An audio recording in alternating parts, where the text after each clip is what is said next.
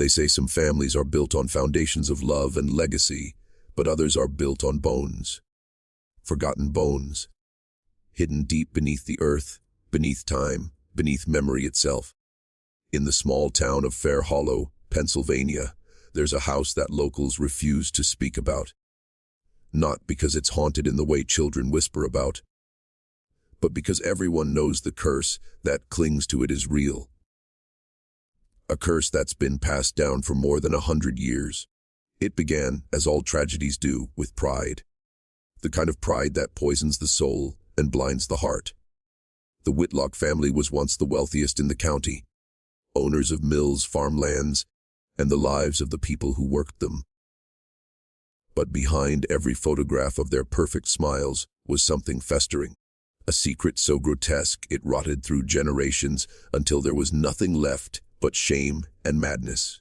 If you stand outside their ancestral home on a quiet night, you can still hear it. A faint humming, a woman's voice, soft and desperate.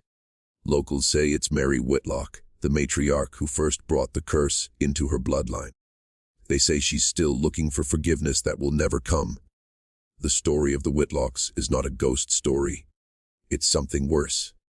It's a story about how cruelty, guilt, and silence can stain the soul of a family, until even their descendants carry it in their veins. The kind of story people used to whisper about in church basements before deciding it was better to forget. But history doesn't forget. It waits. Buried in newspaper clippings, court records, and letters never meant to be read. I found them, every one of them. And what they reveal is not just the story of one cursed family, but a reflection of something deeply American. The cost of pretending evil doesn't live among us. If you think curses aren't real, listen closely. Because this one didn't come from witchcraft or spells. It was born from human hands and passed from parent to child like an inheritance of suffering. This is the story of the Whitlock curse. The curse that haunted one family for 100 years. The Whitlock name first appeared in the records of 1821, carved proudly into deeds, contracts, and ledgers that marked the rise of a dynasty. Richard Whitlock, the family patriarch, came from nothing. A blacksmith's son who clawed his way into fortune through coal, iron, and a merciless sense of ambition. In Fair Hollow, they called him the Iron King. But those who worked under him called him something else. The Devil of the Hollow. They said Richard had a look in his eyes that could burn through a man's conscience. That he'd smile while firing a worker with one hand and sign a church donation check with the other. He believed in God, but more so, he believed God believed in him. By 1835, the Whitlocks owned nearly every piece of land within 20 miles. Farms, forests, and even the local chapel bore their mark. It was said that Richard built that chapel not out of faith, but out of guilt. Because behind the Whitlock wealth lay something unspeakable, a disappearance that was quietly buried beneath their success. Her name was Clara Devlin, a housemaid, 20 years old. One night, she vanished from the Whitlock estate. No one saw her leave, no one saw her die. The townspeople whispered, of course, but no one dared accuse a Whitlock. They said it was an accident. They said she'd run away. But late one night, a farmer found something buried on the edge of Whitlock land. A piece of cloth, torn and stiff with blood. Richard paid the farmer enough to keep him quiet for life. And from that moment on, Fair Hollow stopped asking questions. A year later, Richard's firstborn son was born. They named him Samuel. He was pale and frail, with eyes too dark for a newborn. The midwife swore she saw something strange when she looked at him. That when the baby first cried, every candle in the room flickered out. Mary Whitlock, Richard's wife, refused to touch the boy for 3 days.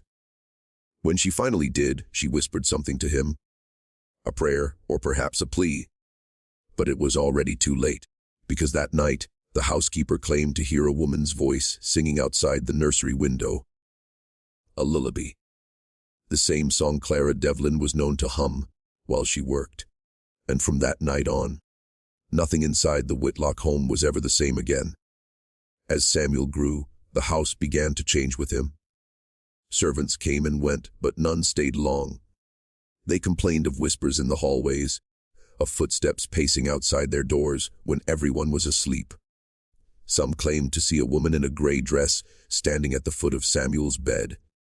Her face pale, her mouth moving silently as if she were trying to speak. Richard dismissed it all as nonsense. He was a man of industry, not superstition. But Mary believed.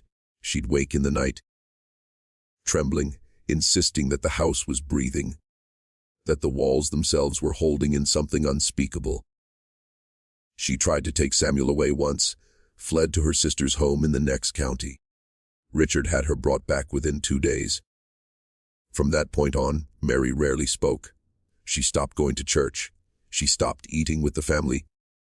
Sometimes she'd be found sitting in the nursery, humming that same haunting lullaby, staring at nothing. The servants whispered that the boy had inherited something terrible, not a sickness of the body, but of the soul. By the time Samuel was 12, the family portrait painted that year revealed something unsettling. The boy's smile looked almost forced, his mother's eyes distant, his father's hand gripping his shoulder too tightly, as if to keep him from running. Then came the fire. It was the winter of 1848. A barn on the Whitlock property went up in flames overnight. No one knew how it started, but inside they found the bodies of 2 workers who'd been sleeping near the hayloft. The sheriff called it an accident, but one of the surviving farmhands claimed he saw the boy, Samuel, standing near the flames, face expressionless, holding a half-burned doll. Richard paid him off, of course. But after that night, the Iron King began to unravel. He stopped holding meetings, stopped visiting town. His hair turned white within a year. They said he'd spend hours locked in his study, muttering to himself, staring at a portrait of Clara Devlin that had somehow reappeared, though he swore he'd burned it years before. And then, one morning, he was found dead at his desk. Heart failure, the doctor said, but Mary swore she saw his lips moving even in death, as if he was still trying to confess something. When they buried him, a storm rolled in so fierce it split the church's steeple in half. Fair Hollow took it as a sign. The curse had only just begun. After Richard's death, the Whitlock estate fell under the rule of his widow Mary, though in truth, she ruled nothing. The house had become a tomb filled with portraits that seemed to watch in windows that never opened. The servants left one by one, whispering that something was feeding on the family's grief. Samuel, now 17, barely spoke. He'd walk the halls at night, barefoot, tracing the wallpaper with his fingertips, murmuring things no one could understand. The townspeople said he'd inherited his father's temper, but what he truly inherited was much darker. In 1852, Mary wrote a letter to the local pastor. It was never sent, but found years later in a chest beneath her bed. In it, she confessed that every night she dreamt of Clara Devlin, the murdered servant, standing at the foot of her bed. Sometimes Clara wept. Other times, she whispered one word, over and over, remember. Mary's health deteriorated quickly after that. Some said it was consumption. Others said it was guilt eating her alive. Before she died, she asked for her son to come to her bedside. The nurse who witnessed it later told her own daughter that what she heard that night would haunt her until her last breath. Mary clutched Samuel's hand and whispered, "She's not gone, my boy. She lives through us now." Then she smiled, almost peacefully, before exhaling her last breath. The next morning, Samuel burned every portrait of his mother and sealed her bedroom shut. For nearly a decade, he lived alone in that mansion. No one saw him. No one heard from him. The house became overgrown, the shutters hanging loose, the iron gates rusting. Fair Hollow moved on, or tried to.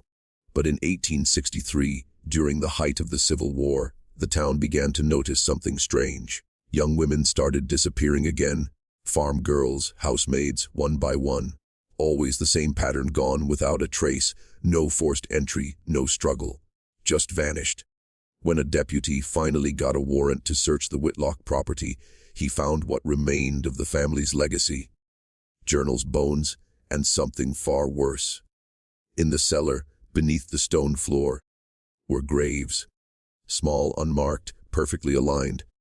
Each one held the remains of a woman, and near the last grave was a half-burned doll. The discovery shattered what little peace Fair Hollow still had. Newspapers from neighboring towns rushed to print headlines about the Devil's House, the Cursed Son, and the Whitlock murders. But when authorities went to arrest Samuel, the house was empty. Dust, silence, and an open door swinging gently in the wind. They searched for weeks, through woods, across rivers, even into abandoned mines once owned by the Whitlocks. They never found him. Some said he fled west.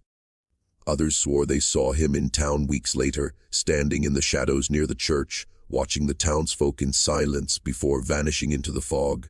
The house was condemned soon after. No one wanted it, not even for free. And so it sat rotting while the curse ripened inside its walls. But the story didn't end with Samuel. Because curses, real curses, don't die. They wait, they linger in the bloodstream, finding new hosts among those who share the same name, the same guilt, the same unburied secrets. By 1901, the Whitlock line was thin. A few distant relatives scattered through Pennsylvania and Ohio. One of them, a man named Thomas Whitlock, inherited what was left of the estate. He was a schoolteacher, rational, educated, the kind of man who laughed at ghost stories. But when he moved his wife and daughter into the crumbling house, it didn't take long before the laughter died. Neighbors said the family tried to renovate. They replaced windows, repaired walls, even painted over the water stains that looked suspiciously like faces. But at night, the workers refused to stay. Tools went missing, hammers dropped from hands as if pulled by invisible fingers. One carpenter was found unconscious at the bottom of the stairs, muttering that he'd heard a woman singing. Thomas tried to explain it away, drafts, sound echoing through hollow halls. But when his daughter, little Clara, yes, Clara, began waking up screaming, claiming that a woman, with no eyes, was standing over her crib, he started to believe. His wife wanted to leave. Thomas refused. He said abandoning the home meant surrendering to madness. 3 months later, the townspeople heard the gunshot. When they entered the house, they found Thomas slumped over a desk, a revolver in his hand, and on the wall behind him, written in blood, were 3 words: "She won't rest." After Thomas's death, the Whitlock house became something else entirely.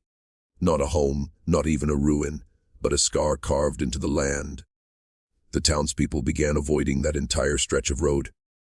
Mail stopped being delivered. Children dared each other to approach the rusted gates, but few ever crossed them twice. By the turn of the century, the story of the Whitlocks had transformed into local folklore. The kind of story you'd hear whispered at night, half believed, half doubted. Parents warned their children not to speak the name after dark. But as generations passed, curiosity replaced fear. The house, still standing in eerie defiance, became a destination for those seeking proof of the supernatural. In 1922, a photographer from Pittsburgh came to Fair Hollow to document America's most haunted places. He spent 3 days on the property, sleeping in the parlor beside his camera. On the 3rd night, he vanished. His equipment was found neatly packed by the door, except for one undeveloped photograph still inside the camera. When processed, the image showed the parlor mirror and a woman's face looking out from within it. The police dismissed it as a trick of exposure. But the photo, quietly passed from one reporter to another, told a different story. They said her eyes were hollow. They said her mouth was open, frozen mid-song. By the 1940s, the property had been sold to a mining company looking to strip the surrounding land. The company foreman lasted a week. He claimed the ground moved like breathing. Workers refused to dig near the old cellar, reporting the same thing, the faint sound of humming that grew louder the deeper they went. When the first worker fell into the open pit, no body recovered. The company abandoned the site overnight.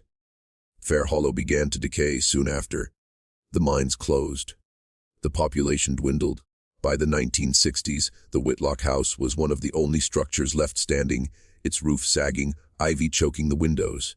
And yet, every Halloween, someone would swear they saw a single candle flickering inside the upper room. Always the same window, always the same soft music carried on the wind. The locals called her the Waiting Woman, but those who knew the real history called her something else. Clara Devlin. By the 1970s, Fair Hollow was nearly gone, its main street a line of boarded windows and broken signs, its people scattered across the state. Yet the legend of the Whitlock curse refused to die.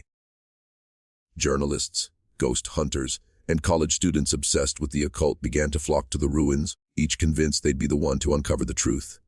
Most left empty-handed. A few didn't leave at all.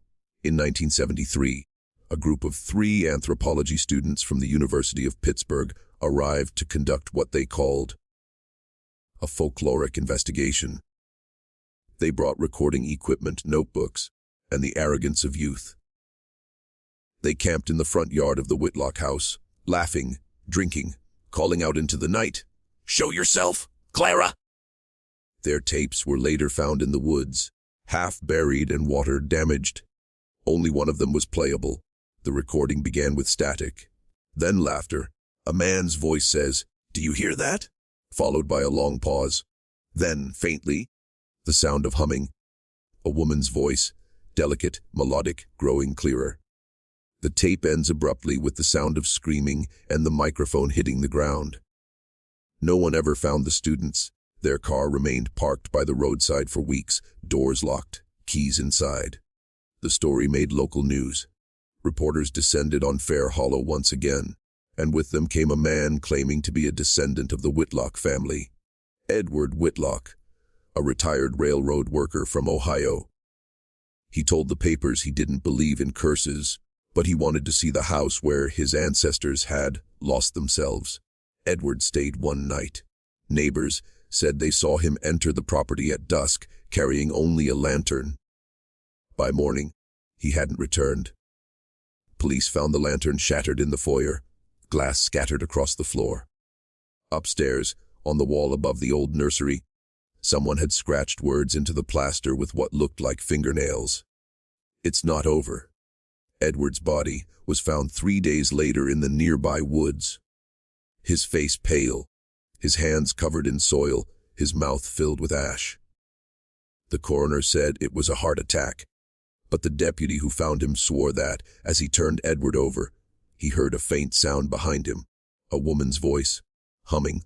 By the 1980s, the Whitlock curse had transcended rumor and entered something darker, obsession. Paranormal researchers began calling the estate one of America's thin places, a location where the veil between the living and the dead wears dangerously thin. Every few years, someone would try to document it, profit from it, or disprove it. Every few years, the house would take another. In 1987, a cable television crew arrived to film a Halloween special titled Haunted Bloodlines of America. Their plan was simple. One night inside the Whitlock mansion, cameras rolling, sensors humming, an easy ratings grab. The broadcast never aired. Of the 4-person crew, only one made it out alive, the sound engineer, a man named Gary Leland. He refused interviews for decades, but in 2004, on his deathbed, he finally spoke to a local historian. His account was simple, but chilling. He said that around midnight, all the equipment went silent. Batteries drained, lights flickered, cameras died. Then, from the upstairs hallway, came the sound of footsteps. Slow, deliberate, dragging. The director thought it was one of the crew, but when he called out, the footsteps stopped. And then the humming began. Gary said it wasn't coming from one place. It was everywhere, seeping from the walls, vibrating through the floors, rising like the sound of breath beneath the house itself. The others screamed. He ran. He never looked back. The next morning, authorities found the remaining crew inside. All 3 had died of what was officially listed as cardiac failure, but the photos were never released. Those who saw them said the victims' expressions were identical, eyes wide, mouths open, as if caught mid-song. After that, the state sealed the property. No trespassing, no entry, no questions.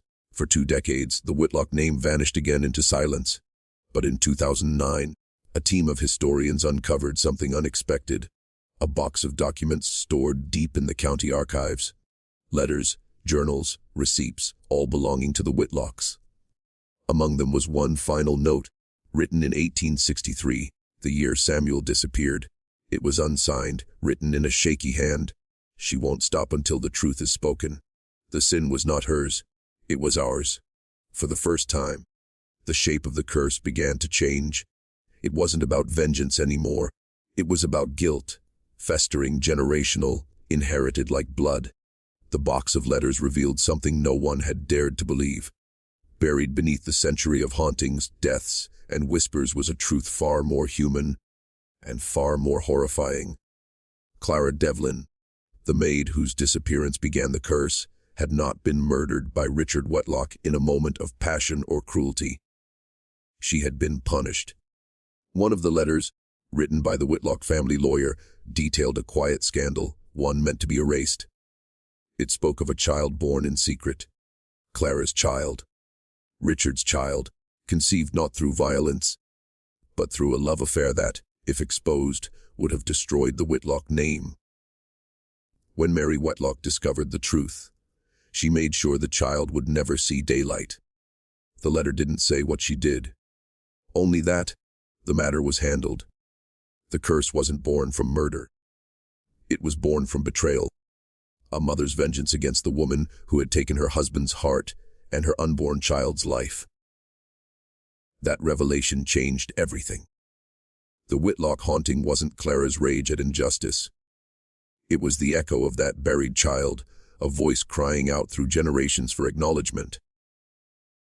The historian who uncovered the letters, Dr. Helen Graves, spent years researching the lineage that followed. Her findings were startling. Nearly every Whitlock descendant who died mysteriously, from Samuel to Edward, shared one genetic marker, a rare blood disorder that caused heart abnormalities and sleep paralysis, leading many to die in their sleep. Science called it a mutation. Dr. Graves called it a memory written in flesh. She believed the Whitlock curse was psychological, a generational trauma, passed down through secrecy, guilt, and the human mind's refusal to forget. But when she visited the ruins of the house in 2012 to film a short documentary, something happened that no theory could explain. Her crew captured only one piece of usable footage before their equipment failed. The clip lasts 4 seconds. The camera pans across the charred remains of the nursery wall, and there, scratched into the plaster, were words that hadn't been there the day before. He still waits for her. Dr. Graves left Fair Hollow the next morning and never returned. A year later, she stopped answering emails altogether. By the 2010s, Fair Hollow was little more than a ghost itself, a stretch of overgrown road, a crumbling chapel, and the skeletal remains of the Whitlock house crouched at the edge of the woods like a wounded animal refusing to die. Yet despite the decay, people kept coming. Urban explorers, thrill seekers, self-proclaimed mediums, drawn to the legend like moths to a flame that never burned out. Among them was a YouTuber named Marcus Hale, known for his Forgotten America series, a channel that mixed urban exploration with dark history. In 2016, he uploaded a teaser titled The Whitlock Curse, the house that shouldn't exist. It was supposed to be part 1 of a 2-part investigation. Part 2 never came. Marcus's last known footage, recovered from his camera after search crews found it near the property line, begins normally. Daytime, overcast, the house in the distance. He narrates with his usual confidence, joking about how curses make for great clickbait.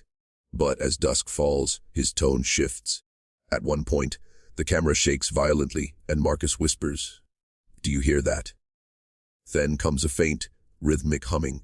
He moves toward the house, flashlight trembling, his breath uneven. The light catches something inside a window, a silhouette, unmistakably a woman's, standing motionless. The video ends with a single word, muttered under his breath, "Clara." The file cuts to static. His car was found the next morning with the keys still in the ignition. Marcus was never seen again. For a while, online theories exploded. Skeptics called it a hoax. Others claimed Marcus staged his own disappearance. But when investigators revisited the site, they found something peculiar. On the back wall of the house, recently disturbed soil. Beneath it, a child's skeleton, small, fragile, clutching what looked like a rusted wedding ring. DNA tests were inconclusive, but the ring bore an engraving nearly worn away by time, R.W. the C.D. Richard Whitlock, Clara Devlin. The truth had surfaced, but it came too late. And that's when the humming began again. Residents from miles away reported hearing it drifting through the trees, soft and mournful, on the nights when the wind blew east. If you're still watching, you're already braver than most. Tell us in the comments, what would you have done if this was your bloodline? Because the Whitlocks didn't just build a house. They built a grave that never stopped breathing. By 2018, the Whitlock property had become a restricted site. The state declared it a cultural hazard, a bureaucratic way of saying no one wanted to deal with it. Steel fences wrapped around the crumbling structure, warning signs nailed to trees. But barriers mean little when curiosity is stronger than fear. That autumn, a group of locals broke in.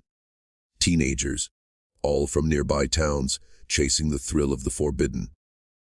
They brought phones, flashlights, and a Bluetooth speaker blaring rock music. Laughter echoed through the night. Videos later recovered from one of their phones showed them exploring the main hallway, graffiti covering the walls, dust falling from the ceiling. They joked about ghosts, dared each other to open the cellar door. Then the footage changes. At some point, the laughter stops. One of the girls whispers, "Do you hear that?" The others freeze. Faintly. Beneath the crackling of the recording comes the sound of humming. The same tune, low, steady, achingly human. The camera pans toward the staircase. A shadow crosses the landing, too tall to be one of them, too still to be alive. The phone drops.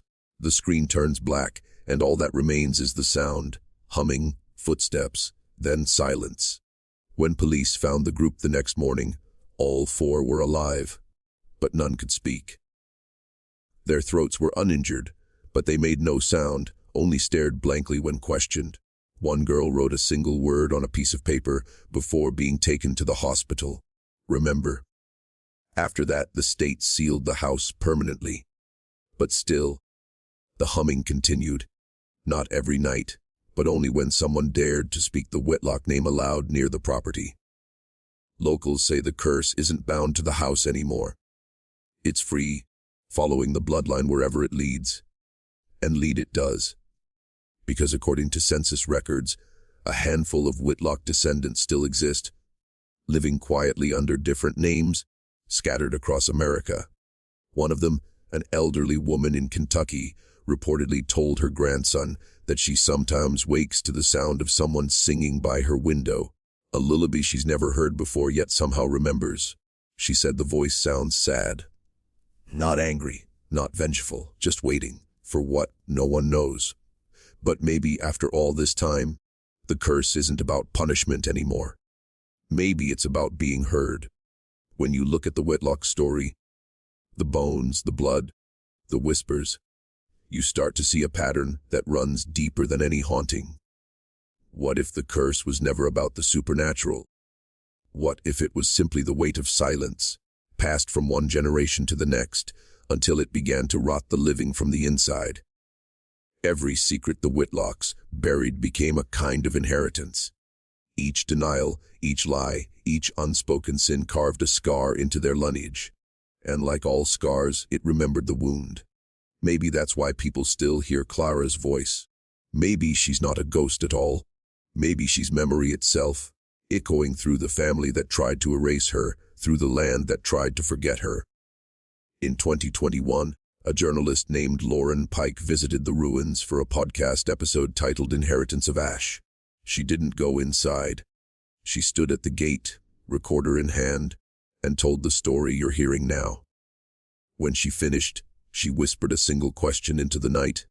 What do you want? And on the playback, a faint reply came through.